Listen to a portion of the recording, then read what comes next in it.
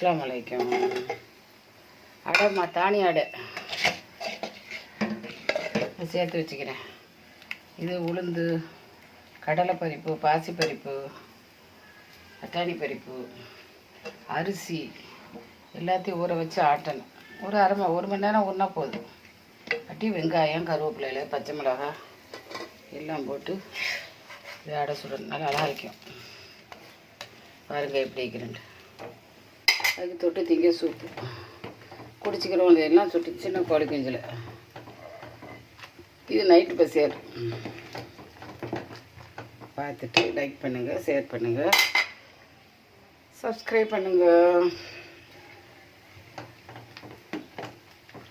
நல்லா வைக்கும் குடிக்கிறதுக்கு. மேலே கறியை வேக போட்டுட்டு அதுக்கு தாளித்து ஊற்றி இதுக்கு பாதாம், கசகசா இல்லை, பாதாம் நச்சுருவோம், மிளகு, மஞ்சள் எல்லாம் அரைச்சி ஊற்றணும்.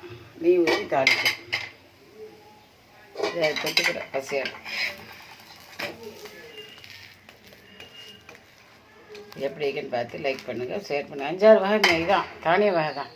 உளுந்தம்பருப்பு, கடலைப்பருப்பு, பட்டாணி பருப்பு, சிறுபீத்த பருப்பு, ஒரு குத்து அரிசி எல்லாத்தையும் ஊற போட்டு வத்தல், சீரகம், பெரிஞ்சிருவோம் எல்லாம் போட்டு ஆட்டி எடுக்கணும். மிக்சியில் கட்டியாக ஆட்டி எடுத்து அது கொஞ்சம் வெங்காயம் பிடிச்சா வெட்டி போடணும். கருவேப்பிலையில் பச்சை மிளகாய் போட்டு சுடணும்.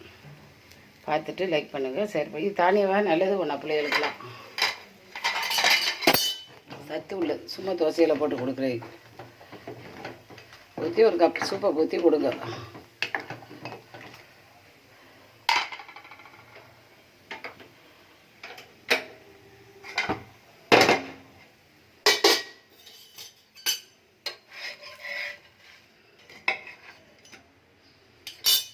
ஒரு ஆளுக்கு ஒரு இடம் திண்டா போதும். அந்த அளவுக்கு நல்ல பரக்கத்தான் வைக்கும்.